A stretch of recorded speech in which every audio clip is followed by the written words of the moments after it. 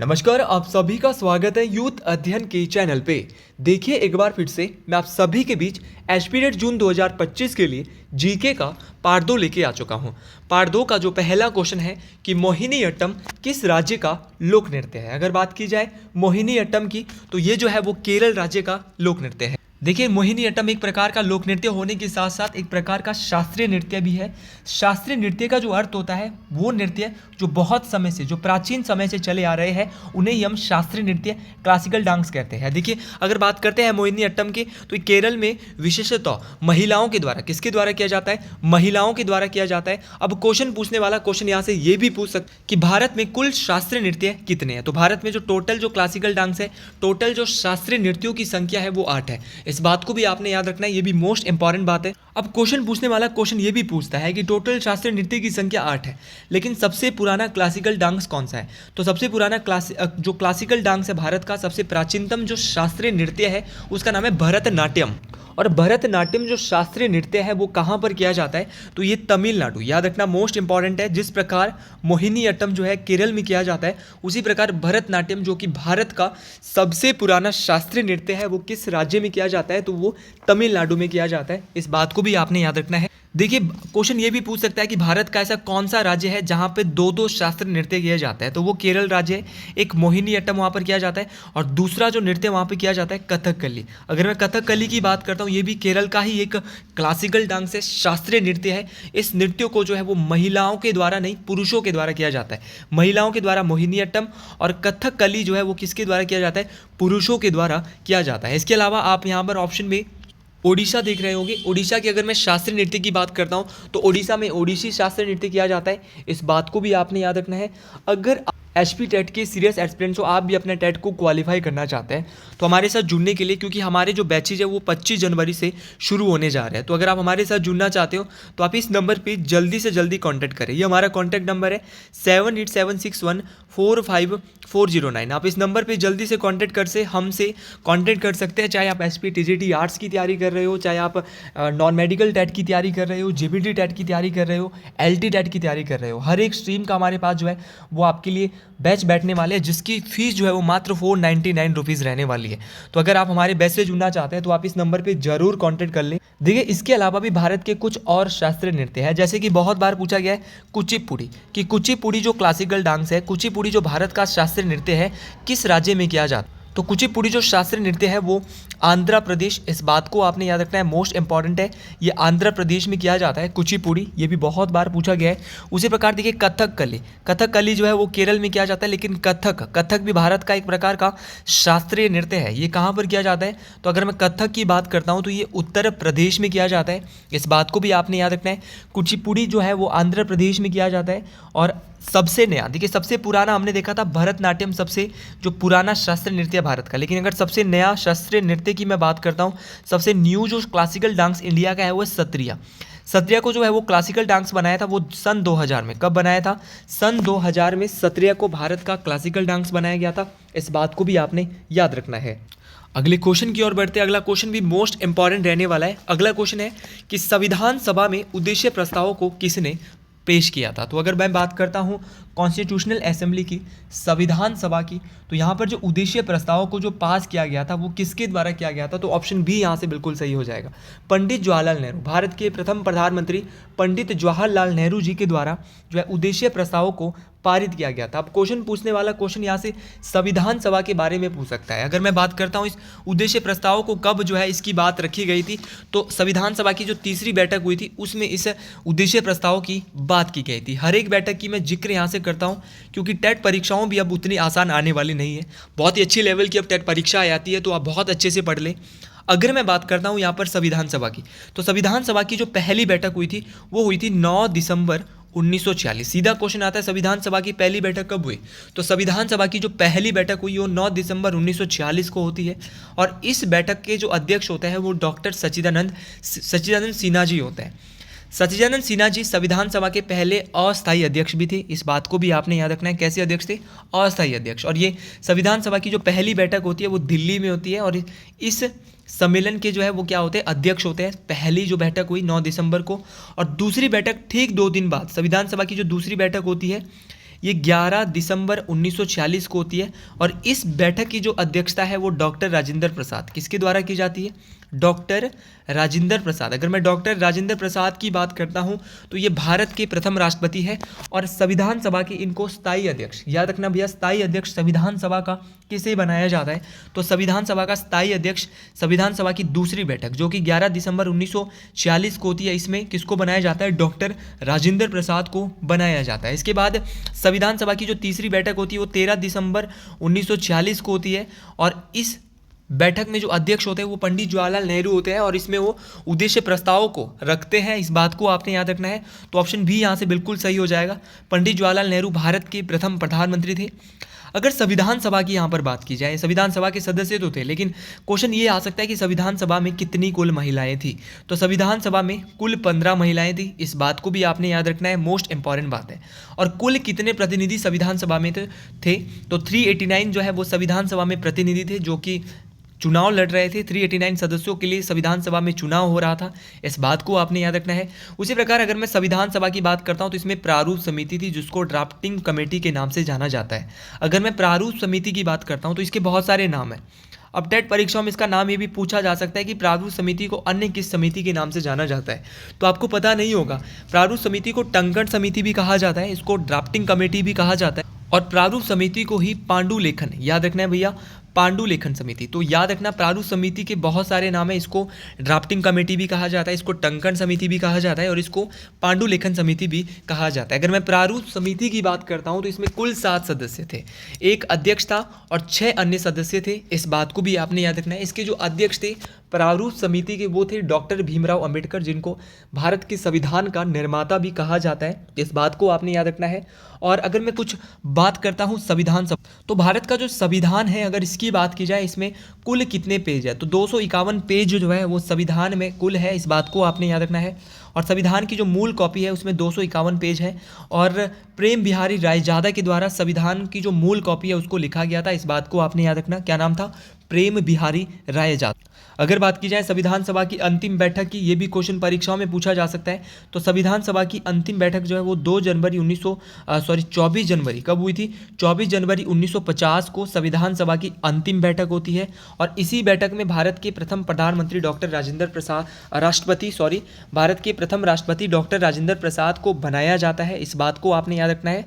और राजेंद्र प्रसाद की अगर बात की जाए, भारत के पहले राष्ट्रपति के होने के साथ साथ भारत के ऐसे राष्ट्रपति हैं जो कि लगातार 2 बार भारत के राष्ट्रपति पद पर रहे हैं और ऐसे एकमात्र राष्ट्रपति है जो कि 2 बार भारत के राष्ट्रपति रहे हैं, वो है डॉक्टर राजेंद्र प्रसाद। इस बात को भी आपने याद रखना है।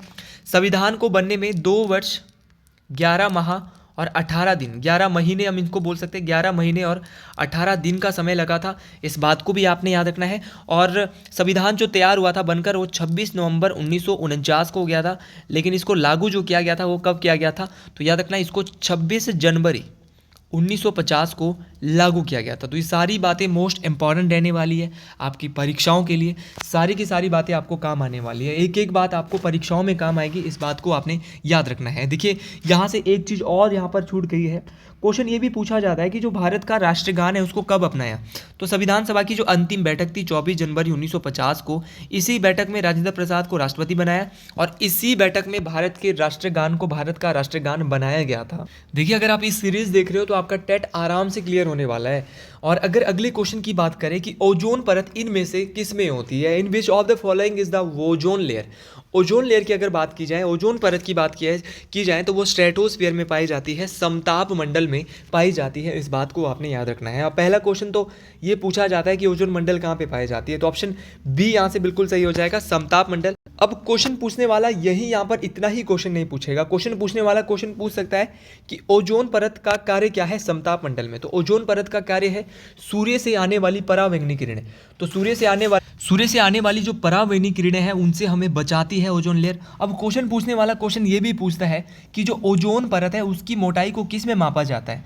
तो अगर ओजोन परत की बात की जाए उसकी मोटाई को डॉप्सन इकाई में, डॉप्सन यूनिट में मापा जाता है। इस बात को भी आपने याद रखना है। बात करते हैं समताप मंडल मंडल की। समताप मंडल जो है वो वायुमंडल की एटमॉस्फेयर की दूसरी परत है। टोटल जो अगर परतों की मैं बात करता हूँ तो इस प्रकार ये लेयर्स होती है। सबसे पहले शोभ मंडल जिसको ट्रोपोस्फेयर कहते हैं, फिर उसके बाद स्ट्रेटोस्फेयर समताप मंडल, फिर आपकी मध्य मंडल, मध्य मंडल के बाद आयन मंडल आयनोस्फेयर, और फिर होती है आपकी बाह्य मंडल।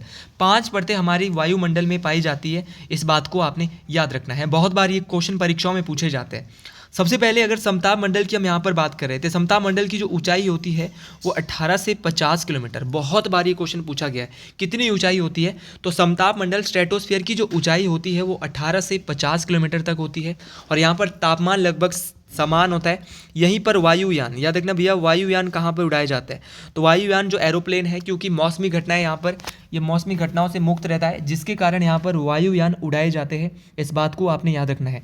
कभी कभी जो है ऐसा माना जाता है कि यहाँ पर बादल नहीं पाए जाते, लेकिन समताप मंडल में एक प्रकार के बादल पाए जाते हैं जिनको किस नाम से जाना जाता है, तो इनको पक्षाब बादल, किस नाम से जाना जाता है भैया, याद रखना है, पक्षाब बादल कहते हैं। तो पक्षाब बादल या मदर ऑफ पर्ल क्लाउड, बहुत बार ये क्वेश्चन पूछा गया है कि मदर ऑफ पर्ल क्लाउड, भाई यहाँ पे थोड़ा पेन नहीं है तो हाथ से ही लिखना पड़ रहा है, तो राइटिंग थोड़ी सी हो रही है।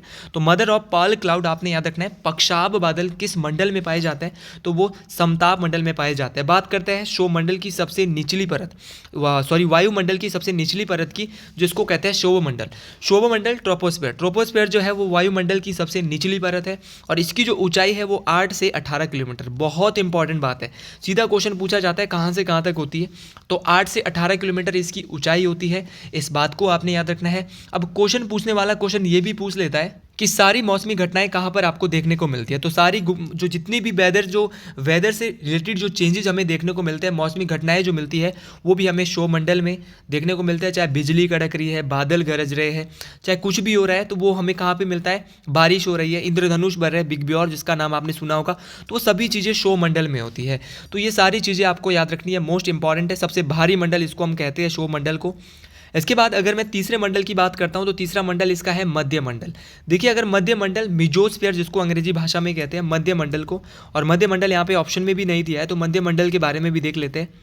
मिजोस मंडल की अगर मैं बात करता हूँ, मिजोस्फीयर की अगर मैं बात करता हूँ, मध्य मंडल की, तो ये वायुमंडल का सबसे ठंडा मंडल है, और इसकी जो ऊंचाई है वो 50 से 80 किलोमीटर मानी जाती है। इस बात को आपने याद रखना है। और जितने भी मेट्रॉइड्स होते हैं, उल्काएँ, जितनी भी उल्काएँ जो है वो पाई जाती है, वो इसी मंडल में आकर समाप्त हो जाती है, क्योंकि यहाँ का जो तापमान है, जब लगभग आप 80 किलोमीटर तक ऊपर जाते हैं तो -100 डिग्री तक चला जाता है। तो जितनी भी उल्काएँ आती है वो इसी मंडल में आकर समाप्त हो जाती है। इस बात को आपने याद रखना है, ये भी मोस्ट इंपॉर्टेंट बात है। उसी प्रकार अगर आयन मंडल की बात करूं, ये वायुमंडल की आइनोस्फीयर, वायुमंडल की चौथी परत है, आप यहाँ पर देख रहे होंगे, जिसको आइनोस्फीयर भी यहाँ पर ऑप्शन में दिया है। आइनोस्फीयर जो है वायुमंडल की चौथी परत है, इस बात को आपने याद रखना है, मोस्ट इंपॉर्टेंट है। और जितने भी संचार उपग्रह है, कम्युनिकेशन सैटेलाइट, क्या कहेंगे भैया, संचार उपग्रह कहाँ पर पाए जाते हैं, तो ये आइनोस्फीयर में पाए जाते हैं। इस बात को भी आपने याद रखना है, मोस्ट इंपॉर्टेंट है। और सबसे जो बाहरी परत है, ये एक्सोस्फीयर है, ये भी बहुत बार पूछी जाती है, और इसकी कोई भी बाहरी सीमा नहीं है, तो ये भी आपने याद रखना है। तो ऑप्शन सी जो है वो सबसे बाहरी परत होगा। और ओजोन परत हमने देख लिया है, ये ऑप्शन बी स्ट्रेटोस्फीयर में पाई जाती है। अगले क्वेश्चन की ओर बढ़ते हैं कि पंडित रविशंकर कौन सा वाद्य यंत्र बजाते हैं। देखिए, अगर पंडित रविशंकर की बात करें तो पंडित रविशंकर जो है वो सितार बजाते थे। क्या बजाते थे, ऑप्शन बी, यहाँ से इसका भी सही हो जाएगा, ऑप्शन बी, सितार बजाते थे। पंडित रविशंकर को सितार बजाने के लिए 1999 में, बहुत कम लोगों को पता होगा, भारत रत्न, भारत का सबसे बड़ा पुरस्कार कौन सा है, भारत रत्न से सम्मानित किया गया था 1999 में। इस बात को आपने याद रखना। इनके द्वारा एक बुक लिखी गई थी जिसका नाम था माई लाइफ माई म्यूजिक। ये मेरी हमेशा फेवरेट रहती है, मेरे को हमेशा ये बुक याद रहती है, माई लाइफ माई म्यूजिक। तो मेरी जिंदगी और मेरा गीत, ये जो बुक किताब है माई लाइफ, और ये लिखी है, ये किसके द्वारा, पंडित रविशंकर के द्वारा। सितार ये बजाते थे। पंडित रविशंकर के अलावा भी बहुत सितार वादक है, और आपको पता होना चाहिए कि सितार और कौन कौन बजाते थे। तो सितार जो है वो निखिल बनर्जी बजाते थे, विलायत खान बजाते थे, बंदे हसन बजाते थे। तो ये सारे, विलायत खान, निखिल बनर्जी, आपका बंदे हसन, और पंडित रविशंकर सबसे मेन है सितार बजाने में। भारत रत्न मिल चुका है, पद्म विभूषण इनको मिल चुका है, पद्म भूषण मिल चुका है। तो भारत के जो शीर्ष सम्मान है वो 3 इनको मिल चुके हैं। तो उसी प्रकार यहाँ पर ऑप्शन में संतूर दिया है। अगर मैं संतूर की बात करता हूँ, कल के लिए पूछ सकते हैं कि शिव कुमार शर्मा, संतूर कौन बजाते भैया? शिव कुमार शर्मा। तो शर्मा जी, रवि कुमार जो आपके रविशंकर जी है वो क्या बजाते हैं? ये भी पंडित है। शर्मा जी है ये भी, तो ये सितार बजाते हैं। संतूर जो बजाते हैं वो शिव कुमार शर्मा जी, और भजन सोपोरी बजाते हैं सारंगी भी ऑप्शन में दिया है। और अगर मैं सारंगी की बात करता हूँ तो सारंगी बजाते हैं शकूर खान और पंडित राम नारायण और रमेश मिश्रा। 3 नाम, शकूर खान, पंडित राम नारायण, रमेश मिश्रा, तीनों नाम आपने याद रखने हैं। और अगर सरोद की बात करें, सरोद कौन बजाता है? तो सरोद जो बजाते हैं वो बजाते हैं अमजद अली खान, और इनके जो पुत्र थे अमान और अयान। तो याद रखना है, इनके 2 पुत्र अमान और अयान, अमजद अली खान के 2 पुत्र अमान और अयान, ये सभी लोग क्या बजाते हैं? सरोद बजाते हैं। इस बात को आपने याद रखना है, ये भी मोस्ट इंपॉर्टेंट बात है। परीक्षाओं में सारी की सारी बातें काम आने वाली। तो ये थे कुछ वाद्य यंत्र वादक। अब परीक्षाओं में वाद्य यंत्र वादक से कौन सा क्वेश्चन पूछा जाता है जो सबसे इंपॉर्टेंट क्वेश्चन है? क्वेश्चन पूछा जाता है कि ऐसे कौन से वाद्य यंत्र वादक है जिनको भारत के चारों सबसे बड़े शीर्ष सम्मान मिल चुके हैं? तो उनका नाम है बिस्मिल्लाह खान। जी हाँ, अगर बिस्मिल्लाह खान की बात करें, Bismillah Khan one of the best नाम है वाद्य यंत्र वादक में, म्यूजिकल इंस्ट्रूमेंटल में बहुत बार इनका नाम पूछा जाता है। क्या बजाते हैं? शहनाई बजाते हैं। इनको अगर बिस्मिल्लाह खान की बात करें, इन्होंने जो है वो 15 अगस्त 1947 को लाल किले पे क्या बजाई थी? शहनाई बजाई थी। और याद रखना, इनको भारत रत्न 2001 में मिलता है। ये क्वेश्चन कमीशन के पेपर में पूछा जा सकता है, लेकिन अगर आप टेट की तैयारी कर रहे हो तो टेट का पेपर भी अब उतना आसान आने वाला नहीं है। पद्म विभूषण इनको 1980 में मिलता है, पद्म भूषण इनको 1968 में मिलता है, और पद्म श्री इनको 1961 में मिलता है। तो ये सारे के सारे पुरस्कार इनको दिए जाते हैं किसको? शहनाई वादक जिनका नाम है बिस्मिल्लाह खान, जिनको भारत के चारों शीर्ष सम्मान मिल चुके हैं। तो बहुत बड़ी उपलब्धि इनको मिली है। अगर मैं बात करता हूँ अगला जो क्वेश्चन यहाँ पे है कि वर्तमान में राज्यसभा के सभापति कौन है? राज्यसभा के सभापति होते हैं उपराष्ट्रपति। कल ही मैं पिछले वाले पार्ट में जो मैं टीजीटी कमीशन के लिए अपनी सीरीज चला रहा हूँ, वहाँ पर मैंने ये सारी चीज़ें बताई है कि वर्तमान में राज्यसभा के जो सभापति है वो है जगदीप धनखड़। जो भारत का उपराष्ट्रपति होगा वही जो है वो क्या होगा? राज्यसभा का क्या होगा? स्पीकर होगा, स्पीकर चेयरमैन होगा। इस बात को आपने याद रखना, चेयरमैन होगा राज्यसभा का। उसी प्रकार क्वेश्चन पूछा जा सकता है कि वर्तमान में लोकसभा के स्पीकर कौन है? चेयरमैन जो है वो स्पीकर कौन है? तो लोकसभा के जो स्पीकर है वो ओम बिरला है। 18वीं लोकसभा जो भारत में भी बनी थी उसके लोकसभा अध्यक्ष बन चुके हैं ओम बिरला। उसके बाद है द्रौपदी मुर्मू, ऑप्शन बी। भाई द्रौपदी मुर्मू कौन है? तो अगर मैं द्रौपदी मुर्मू की बात करता हूँ तो भारत की पहली महिला आदिवासी राष्ट्रपति है। इस बात को आपने याद रखना है।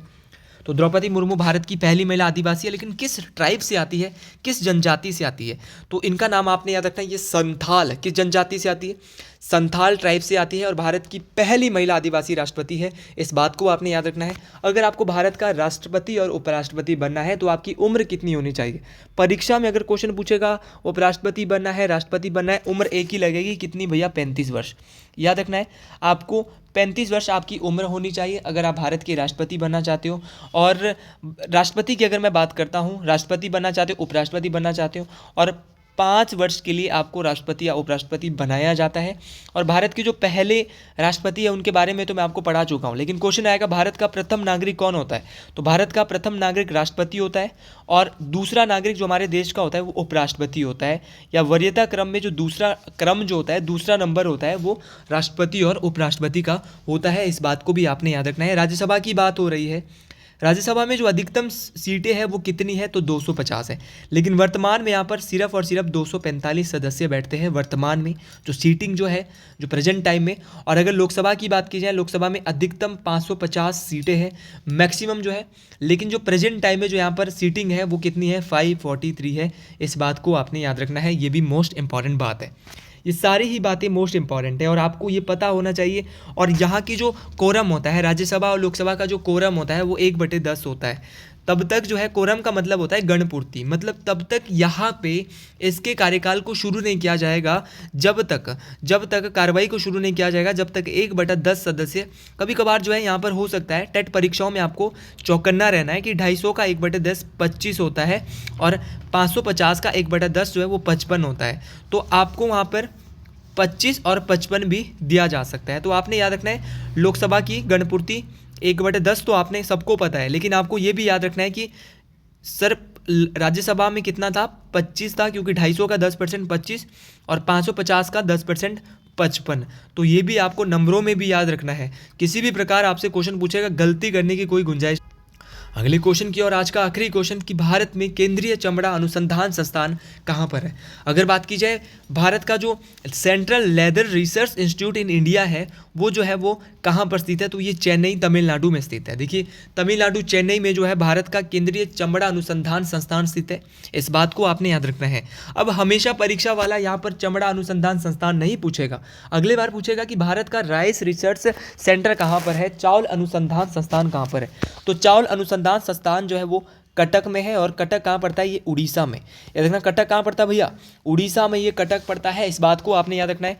FRI बहुत बार पूछा जाता है, वन अनुसंधान संस्थान जिसको फॉरेस्ट रिसर्च इंस्टीट्यूट कहते हैं, ये देहरादून में है, ये भी बहुत बार पूछा गया है। क्वेश्चन पूछने वाला क्वेश्चन पूछता है भारतीय पेट्रोलियम अनुसंधान संस्थान कहाँ पे है, तो ये भी देहरादून में है। और अगर क्वेश्चन पूछा जाएगा भारतीय गन्ना अनुसंधान संस्थान, तो भारतीय गन्ना अनुसंधान संस्थान जो शुगर केन रिसर्च जो इंस्टीट्यूट है वो कहाँ पे है, तो लखनऊ में है। तो लखनऊ जो है उत्तर प्रदेश की राजधानी है, जहाँ के मुख्यमंत्री जो है वो योगी आदित्यनाथ है, इस बात को भी आपने याद रखना है। तो आज के लिए हम इतनी इस वीडियो बनाते हैं, जल्दी मिलते हैं अगली वीडियो में अगले दिन। अगर आपको ये वीडियो अच्छी लग रही है, सीरीज़ अच्छी लग रही है, तो इस सीरीज़ को शेयर, सब्सक्राइब और लाइक ज़रूर करें, और कमेंट बॉक्स में ज़रूर लिखें हर हर महादेव। आज के लिए इतना ही, हर हर महादेव, जय मां ठारी।